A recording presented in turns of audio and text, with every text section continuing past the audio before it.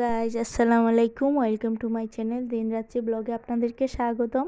কেমন আছেন আপনারা সবাই? আশা করি ভালো আছেন। আমিও কিন্তু আলহামদুলিল্লাহ এখন ভালো আছি।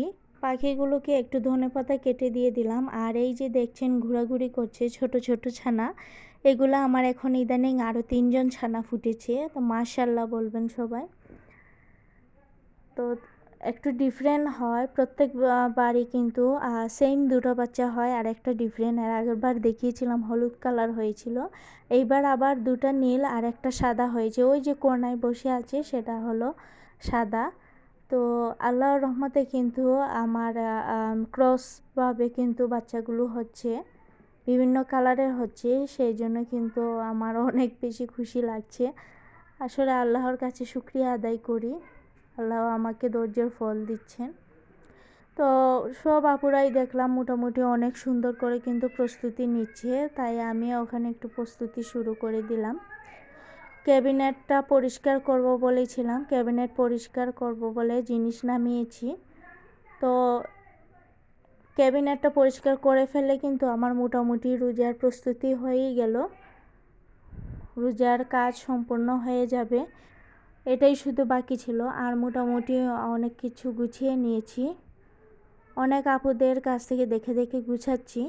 আর এই সুন্দর একটা ট্রে, এটা কিন্তু অনেক আগে আমি বানিয়েছিলাম সুতা দিয়ে আর কার্টুন দিয়ে।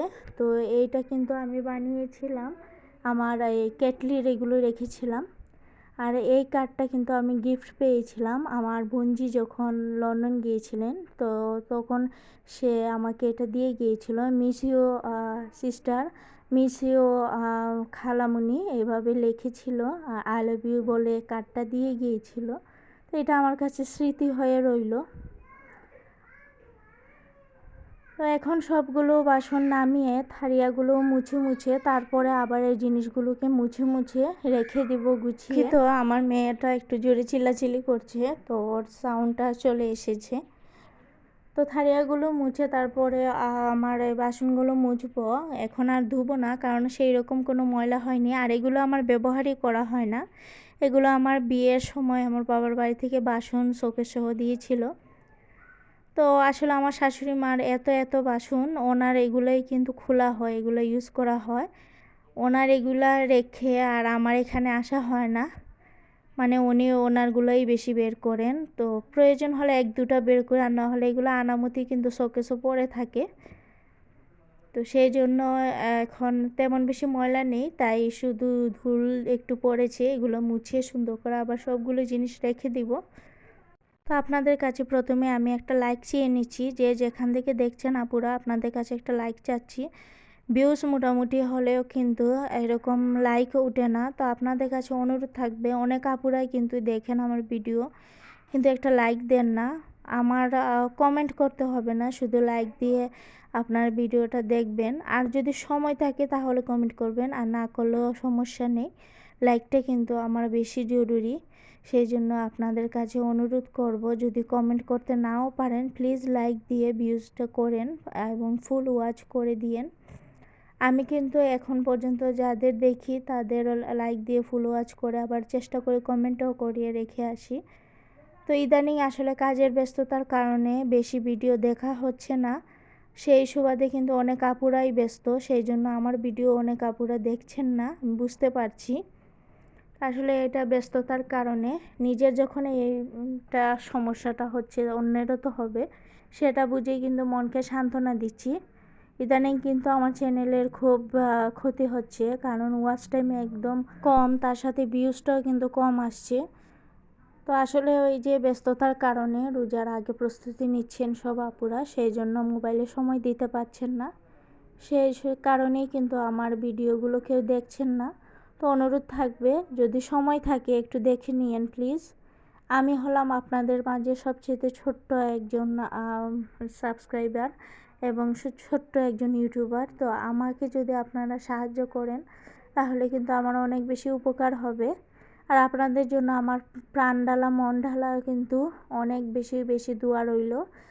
আর এই রোজার মাসে কিন্তু একজন আরেকজনের জন্য দোয়া করব, অন্যের জন্য দোয়া করলে সেই দোয়ার কারণে আল্লাহ তাআলা কিন্তু আমার দোয়া কবুল করবেন, সেই জন্য আমরা কিন্তু একে অপরের জন্য দোয়া করাটা উচিত।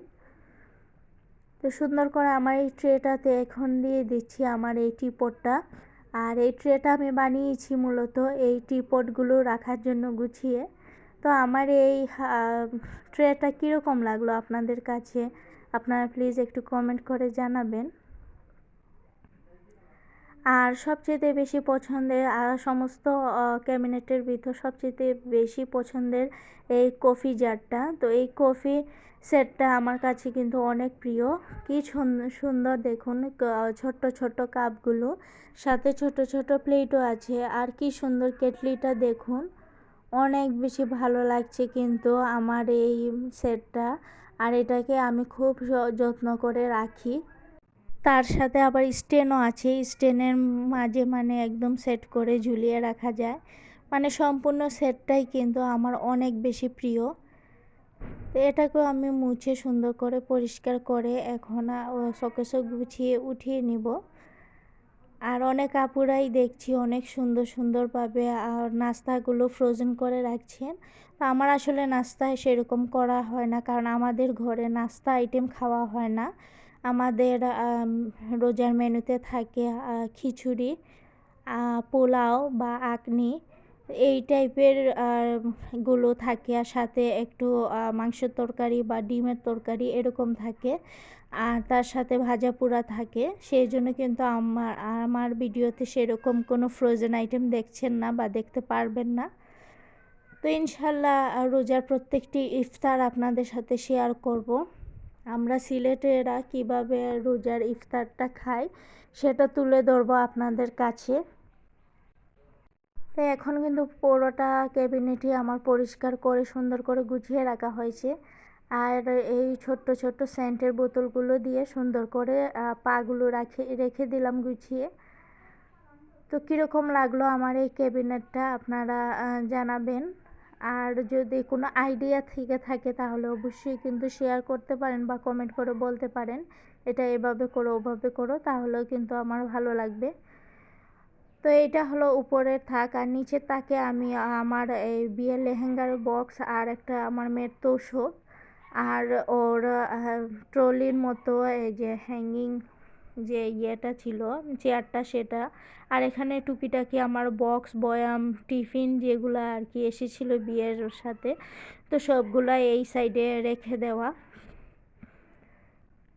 নিচের সাইডটাতে আমি এরকম টুকিটাকি জিনিস রেখে দেই। আর এখন ঘরটা ঝেড়ে নিয়েছি, ঘরটা তোলা হয়নি, তো বিছানা চাদরটা চেঞ্জ করে এখন আর একটা বিছানা পরিষ্কার চাদর বিছিয়ে আমার আজকের মতো কিন্তু ব্লগটা শেষ করে নিচ্ছি। আর আমার রোজার প্রস্তুতির কাজগুলো কিন্তু শেষ করে নিচ্ছি। তো সবাই ভালো থাকবেন, দোয়া করবেন। আল্লাহ হাফেজ।